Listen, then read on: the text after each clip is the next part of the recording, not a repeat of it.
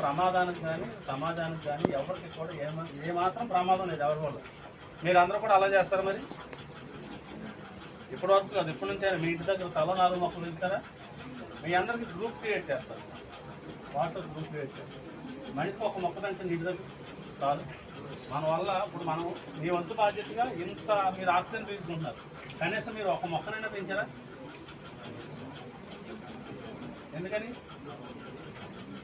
మీరు అందరూ ఇంత ఆక్సిజన్ తీసుకుంటున్నారు కదా, ఒక్క మొక్కైనా పెంచారా? మరి నాలంటి వాళ్ళు ఒక్కరికే పనా ఇలా ఇన్ని మొక్కలు వేసి పెంచారు అక్కడ?